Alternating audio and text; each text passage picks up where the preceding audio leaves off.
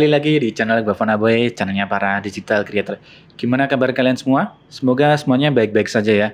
Dan sebelumnya aku mau minta maaf kalau agak sedikit berisi karena ini memang di dekat jalan raya ya. Jadi kalau ada suara mobil atau motor kendaraan aku minta maaf. Dan di video kali ini aku mau menjawab-jawabi pertanyaan kalian yang sudah menulis komentar atau sudah menulis pertanyaan di kolom komentar video gua Vana Boy. Sebenarnya sudah banyak pertanyaan yang aku jawab langsung di kolom komentar, tapi ada beberapa pertanyaan yang memang belum sempat aku jawab, atau ada juga beberapa pertanyaan yang kayaknya lebih bagus kalau aku jelaskan di video seperti ini. Dan langsung saja masuk ke pertanyaan pertama.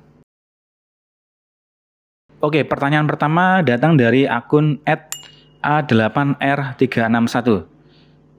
Gimana mas keadaan akun Fiverrmu sekarang? Nah, oke, jadi ini berkaitan dengan videoku yang sudah agak lama ya. Aku mengupload video tentang rolling gig di Fiverr, dan waktu itu aku bercerita kalau akun Fiverr gua Vana Boy itu sedang mengalami rolling.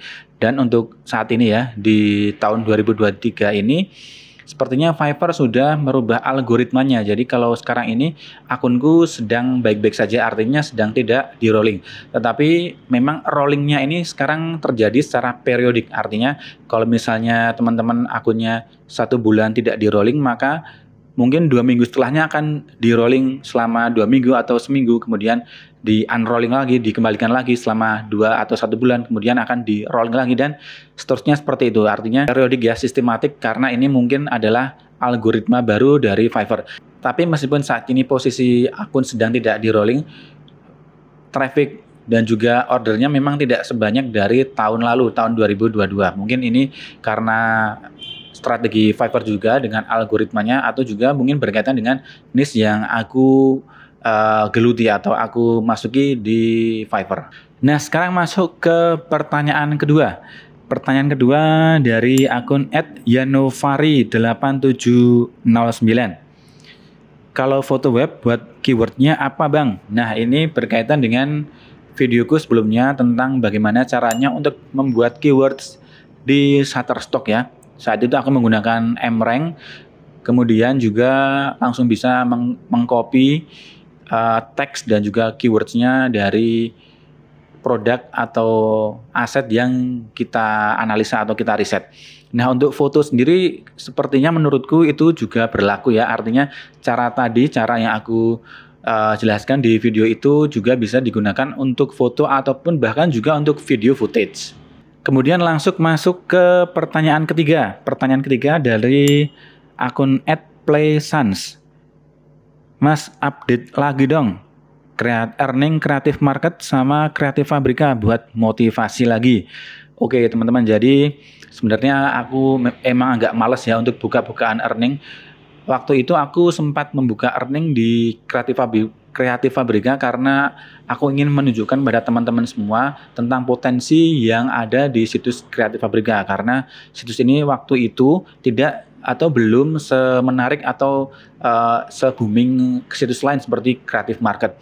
Nah, untuk aku sendiri saat ini masih mengupload atau masih menjual karya atau stok di 2 situs itu ya, 2 marketplace itu, di Creative Market dan juga Creative Fabrica. Tetapi memang untuk niche-ku ini ya, sedikit bocoran, untuk earningnya sendiri lebih besar di Creative Fabrica ketimbang di Creative Market.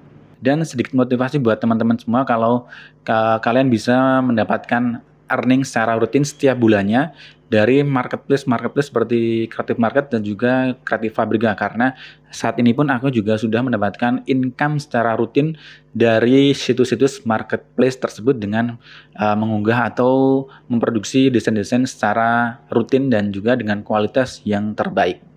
Oke, pertanyaan keempat dari akun @bayunoviandiku 5874. Pertanyaannya, kalau punya akun di Freepik, Shutterstock, Adobe Contributor, boleh diupload lagi di Creative Fabrica kan?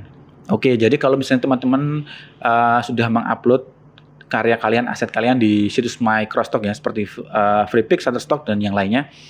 Kemudian karya-karya itu mau di-upload di situs marketplace seperti Creative Fabrica, Creative Market, Design Bundle, dan juga lain-lainnya. Itu sebenarnya boleh ya. Yang pasti dan yang penting adalah karya kalian yang di-upload di Microstock tersebut tidak bersifat eksklusif, artinya non-eksklusif ya.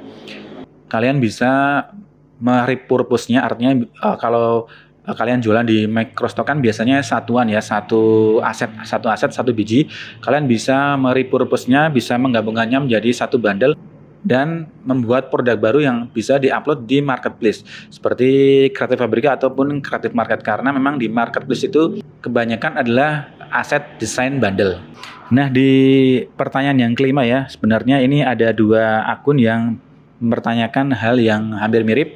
Yang pertama dari @relaxmind3066. Pertanyaannya, saya daftar desain bundles gagal terus. Kemudian yang kedua dari @mixmaxofficial. Heran ditolak mulu desain bundle. Oke, jadi ada peraturan atau policy baru dari desain bundle ya, bahwa buat kalian yang baru mau ingin meng-apply atau sign up di desain bundle untuk menjadi kontributor atau untuk menjadi desainer, tidak bisa langsung sign up seperti dulu. Sekarang harus menggunakan link dari desainer yang sebelumnya sudah berjualan dulu. Jadi kalian harus mendapatkan link invite atau link undangan dari desainer lama. Dan aku sendiri sudah memberikan link ya di deskripsi di bawah. Nanti teman-teman bisa cek link desain bundle. Jadi kalian bisa lewat link itu untuk mendaftar atau apply menjadi author atau desainer di desain bundle. Oke, masuk ke pertanyaan ke-6 ya, dari @muhammadsuraidin6428. Earning di Graphic River gimana bang? Oke, jadi sebelumnya aku sempat membahas tentang Graphic River di videoku sebelumnya ya, menjadi salah satu dari top 5 marketplace yang bisa kalian coba untuk mengupload desain kalian atau jualan desain kalian ya. Aku sendiri sudah agak lama tidak mengupload atau tidak rutin mengupload di Graphic River sebenarnya, karena memang tidak ada waktu ya. Aku sudah mengupload desainku di marketplace lain seperti Creative Market, Creative Fabrica, dan yang lainnya. Jadi untuk upload di Graphic River ini memang agak keteteran karena cara uploadnya sendiri pun agak berbeda dari cara mengupload desain di marketplace lainnya ya. Jadi kita harus membuat format sendiri agar bisa diterima di Graphic River. Tapi aku yakin Graphic River ini masih mempunyai potensi yang bagus karena selain dia juga bagian dari Envato, memang Graphic River ini salah satu marketplace yang sudah lama ya, sudah berpengalaman, dan juga trafficnya juga sampai sekarang masih bagus. Dan juga untuk earning sendiri sudah lama aku tidak melakukan payout ya, karena memang tidak ada sales dari Graphic River karena sudah lama tidak mengupload karya di situs Graphic River. Oke, sekarang masuk ke pertanyaan terakhir ya. Pertanyaan ke-7 dari @rosmangoferry. Ini sebenarnya seperti pernyataan ya, bukan pertanyaan. Aku bacakan saja. Maaf, saya hanya ingin menyampaikan saja, kalau AI ini kan sebenarnya melanggar hak cipta para artis, ilustrator, dan seniman. Karena secara ilegal dan tanpa izin mengambil dan mensintesis karya-karya, hasil-hasil karya mereka. Jadi hati-hati aja ya dengan AI, dan mungkin dipantau terus perkembangannya, terutama dari segi hukum. Karena sekarang pun ada beberapa gugatan yang sedang mulai diproses untuk membawa para developer apps AI ke peradilan karena pelanggaran hak cipta. Jadi hati-hati aja ya. Nah, ini sebenarnya sekarang memang sedang banyak diperdebatkan ya, diperbincangkan tentang AI ya, karena AI sendiri adalah sebuah gelombang baru, sebuah disruptor ya, seperti sebuah pengganggu untuk ekosistem desain atau ekosistem yang lain saat ini, dan bahkan banyak pekerjaan yang terancam di masa depan itu hilang karena adanya AI. Tapi menurutku sendiri AI ini seperti yang sudah pernah aku bahas, ada Leonardo AI, ada ChatGPT juga untuk teks ya. Menurutku adalah salah satu teknologi baru yang seperti halnya kita menggunakan Adobe Illustrator atau Adobe Photoshop, adalah tools baru yang bisa kita gunakan dan bisa kita kapitalisasi untuk mengembangkan brand kita atau mengembangkan desain kita lebih jauh lagi. Oke, dari aku pribadi ya, perkembangan AI ini adalah sesuatu yang tidak bisa kita sangkal ya, dan juga tidak bisa kita bendung lagi karena memang perkembangan zaman yang menuntut seperti itu. Kalau teman-teman ingat ya, dulu ada perdebatan antara ojek pangkalan dan juga ojek online saat pertama kali Grab dan juga Gojek pertama kali muncul. Terjadi banyak sekali pertentangan dan juga perdebatan antara ojek online dan juga ojek pangkalan.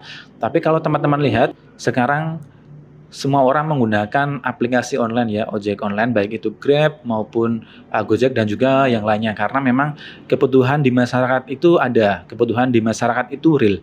Nah, menurutku itu juga yang akan terjadi di industri AI ya, baik itu di industri AI generative image seperti Midjourney ataupun Leonardo AI, dan juga di yang lainnya seperti ChatGPT di teks, kemudian aja kemarin ada Leia Pix di video ya, dan juga yang lainnya.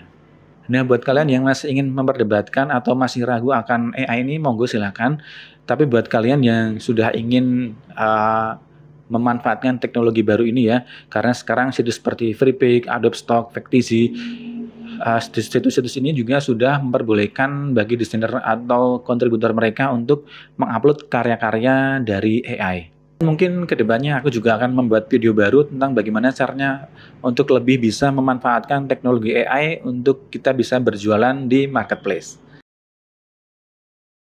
Oke, itu tadi teman-teman ke-7 pertanyaan yang sebelumnya belum aku sempat jawab ya, dan sekarang sudah aku jawab semuanya.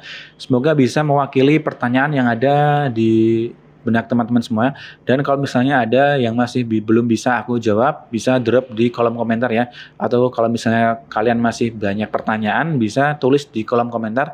Nanti insya Allah akan aku langsung jawab di kolom komentar di bawah, atau mungkin aku juga akan nanti bisa aku kumpulkan dan akan aku buatkan video Q&A seperti ini. Oke, sampai di sini dulu video kali ini. Semoga video ini bermanfaat. Jangan lupa untuk terus dukung channel ini, tetap like, komen, dan subscribe, share video ini ke sosial media kalian yang lain ya, agar lebih banyak teman-teman di luar sana yang mendapatkan manfaat dari video ini. Dan seperti biasa, jangan berhenti untuk belajar dan jangan takut untuk berkarya. Tetap tekun, sabar, dan konsisten. See you in the next video.